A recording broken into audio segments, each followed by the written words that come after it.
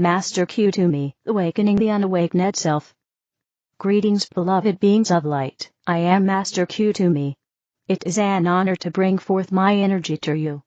I bring forth the energy of love, and abundance of love to surround you, to soothe your energy system, to soothe your nervous system, and every part of your being, so that you may relax deeper into the space of love, and into the space of light and peace within your being.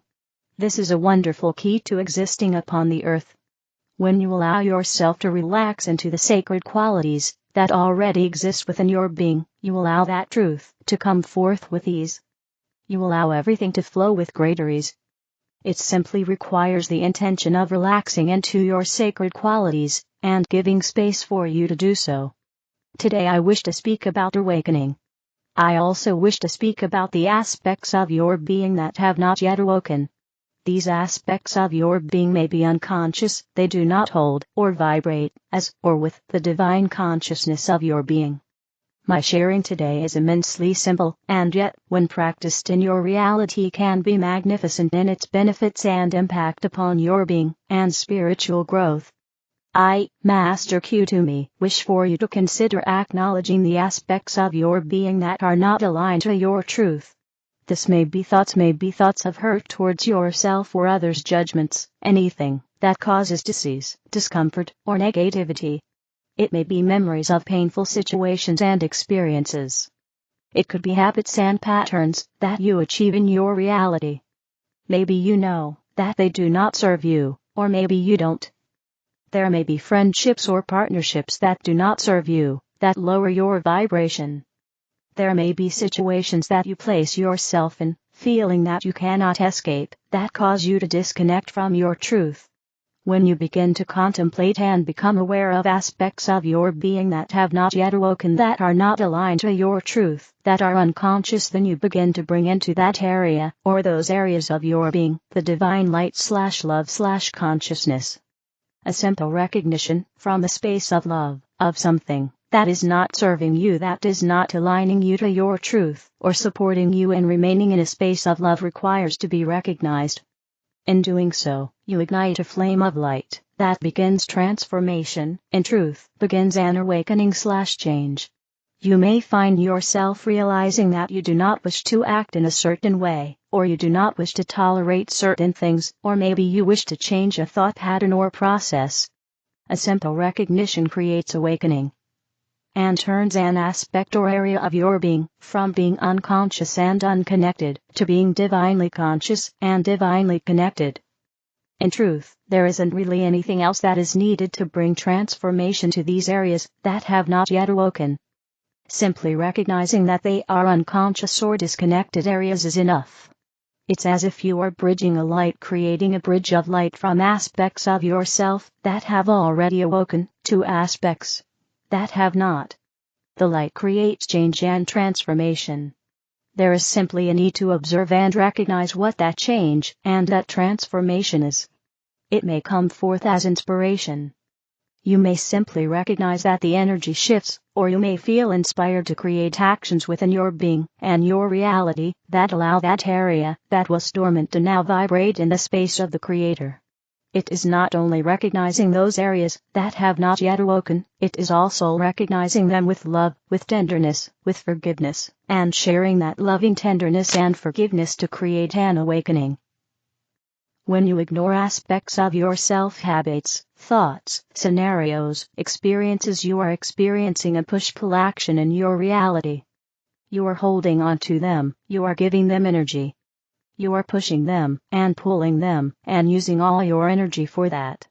Once you recognize them, with love/forgiveness/tenderness/compassion, that push and pull experience dissolves, and those areas simply becomes a part of your being. You exist in oneness and a transformation takes place. I, Master Kuthumi, invite you to contemplate this in your coming days.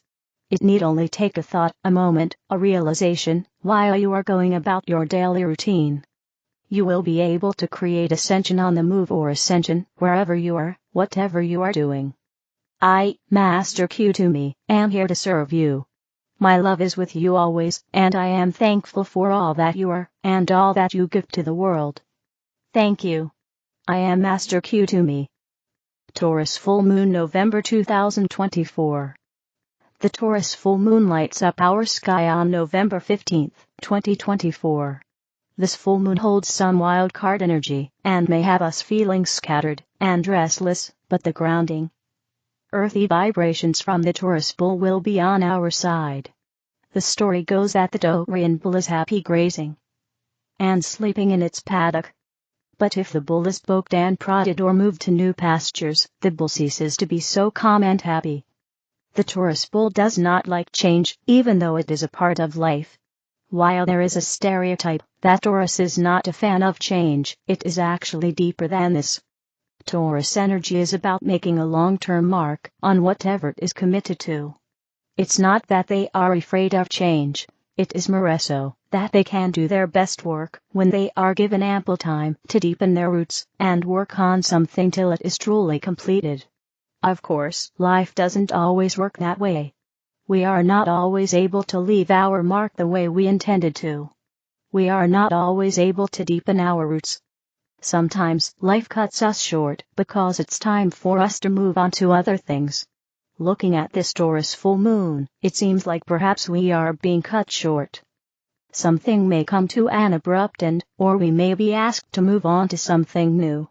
We may have had our roots deeply entwined in something, and may now find ourselves needing to let go and step back. There are new pastures for us to venture to, and even though we may have been content where we were, nothing stays the same for long. The Taurus full moon and Uranus, the planet of change and awakening. While change may be flowing under this Taurus full moon, we can lean on the earthy vibrations it is also offering. Grounding our energy, feeling secure and stable in our being, and spending time in nature are all things we can do to feel a sense of calm amongst the chaos. As hard as change is at times, the best thing we can do is to go with the flow, and remember that change always offers us the opportunity to try again, and make things better. A lot of this changing energy that we are experiencing under this full moon comes from the planet Uranus, which is hovering just 1 degree away. While Uranus is known as the planet of change, it is also known as the planet of awakening. Uranus can bring great awakening into our lives, sometimes disguised in the form of change and upheaval. Uranus can raise our spirit, helping us to align not with our ego selves, but with our divine selves. Sometimes this requires us to shed layers, let go of baggage, and be moved to a new vantage point. So, if you feel the ground is shaking and things are being flipped upside down in your world, under the November full moon, see if you can look at things through the lens of awakening. See if you can shift your vantage point to see the spiritual lessons and perhaps gifts that follow. The Taurus full moon and Saturn direct. Saturn, our master teacher and lord of karma, is also stationing direct under this full moon, ending its retrograde for the year. Saturn retrograde is like cosmic exam time for our soul lessons, but now that its retrograde is over, it's time to graduate and celebrate. Know whatever challenging lessons you have been moving through since June 2024 will now begin to soften. You will be able to see the light at the end of the tunnel, and perhaps even experience the rewards of all your efforts. It has long been said that when the Lord of Karma stations direct, we receive our karmic rewards. It is my hope to you reading this that all the beautiful karmic rewards that are meant to find you will weave their way into your life under the Taurus full moon. While there is some volatility under this full moon that may be unsettling, it is always worthwhile remembering that nothing stays the same for long. Eventually, our bull will get used to the new paddock it has found itself in, and will begin deepening its roots in new and magical ways. The Collective, Blackbird. The Collective, greetings, friends. We are very pleased to have this time to speak with everyone today. We are looking at the beautiful lyrics in this song Blackbird, which may be a little bit contradictory, because we hear that the blackbird is singing in the dead of night. Now, generally birds don't choose the dead of night to sing. Generally, they don't fly with broken wings. And generally, one doesn't see light in the dark black night. And so, there are these beautiful juxtapositions that one doesn't necessarily know what to do with. And yet yes, you do. We would say, in your soul journey, you have many, many times been in a situation where you thought you had no strength, and then some strength came through that you were not expecting. And other times, you thought, I can't see the way forward, and some new form of sight came through that again, you were not expecting was even there. No matter what's happening in your life now, this is your time. Take these sunken eyes and learn to see / all your life, you were only waiting for this moment to be free. Now, honestly, for each of you, we understand that when you think of the moment when you will be free, you think of any SARA law being fully enacted and announced. You may think of the old dark power structure being upended on this planet, and you may think, yes. And as our writer will say jokingly, I'll have my shuttlecraft and my miniature pony to keep me company. And I'll be zipping around the world. And I'll just hover above Paris, and wander the streets of Paris, and enjoy the cafes, and just enjoy life. All this is completely wonderful. But there's a step or two that is missing.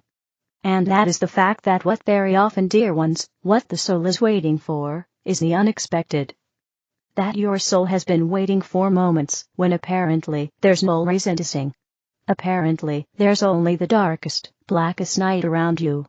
And yet somehow your eyes are constantly searching for light. And bizarrely you find it. And you think, well, maybe it's just my imagination, I'm walking down this dark road. Maybe the car has broken down. Maybe you're finding your way back to a friend's house, and you didn't expect darkness to fall so quickly. You're walking on a dirt road, and it's very dark, and there's no lights, no street lights, no lamps whatsoever, and no lights of nearby houses. And you're having to rely on your instinct, and maybe a little bit of light on the road in front of you from your phone, or a little flashlight. And you're looking around, and you're thinking, why is it so dark? And then the clouds clear.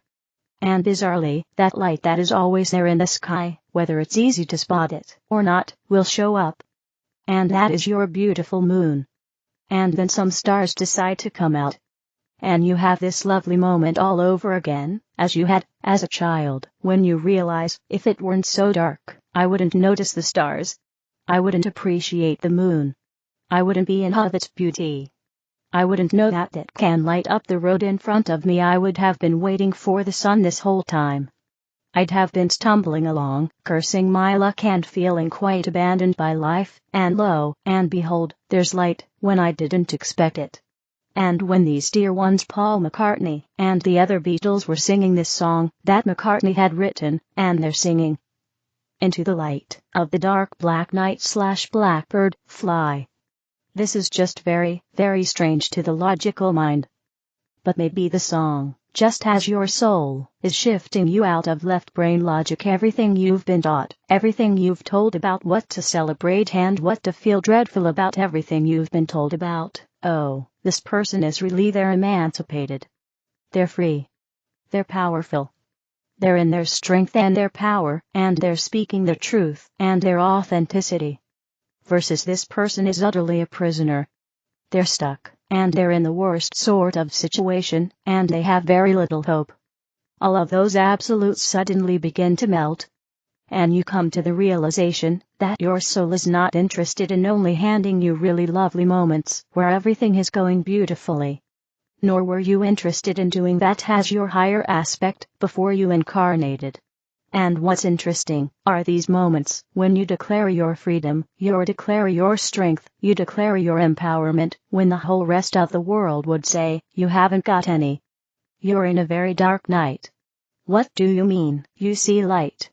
And how can you possibly have been waiting for this particular, apparently very difficult, very dark moment to declare your freedom? We just want to say, dear ones, strange as that is, that's the sort of soul that you, as light bearers, that's the sort of soul that you have. They're not interested in outer appearance. They're not interested in winners and losers. They're not interested in who won the battle or the war. They're interested in how you are progressing on a soul level, not despite what you're going through, but because of it. And that's the nub of it. And we would say, for all light bearers now, looking out upon a world in which there is war and division, and hatred and suspicion, and xenophobia, misogyny, and racism, and on, and on, and on. Again, we would say, quoting song lyrics, all your life, you were only waiting for this moment to be free. And it's nobody's fault, nobody's terrible evil, necessarily. All of you have created every moment together. You always have. You always will. All of you come from the light. Even the darkest creature has that pinpoint of light within them, which they dare not admit to, and they've got no interest in, and yet, it's still there. And that is because they are part of creation. Not because they are special and wonderful and treat everyone perfectly. They well may be stumbling. But they are being given the choice now, as are all entities, embodied or not embodied on the earth, or not, to step into the light, as not only this planet, but this universe ascends. You are moving from 3D to 5D. And you will hear Ashtar command White Knight Lord Rama, and his contacts comment, there's a bit of an overlap. Juggling. Some days you feel empowered. You can't believe the beauty of the world. Other days, you feel drawn down. Because you are still healing centuries of trauma that you have been through over and over and again, coming back to earth again and again, wanting to just heal. Wanting to be free of that which you have suffered in the past. And you may feel like, well, do we ever get off of this, as our writer says, this hamster wheel? Yes, you do. Most assuredly, you do. And this would be your first step. You look yourself in the eye, there in the mirror, and affirm, all your life, you were only waiting for this moment to be free. And so, we are flowing a lot of higher light to each of you, on a heart level. And some of you are a bit under the weather physically, maybe going through something tough emotionally. Wrestling with things that have occurred, that make no sense, that you can't ever seem to be free of.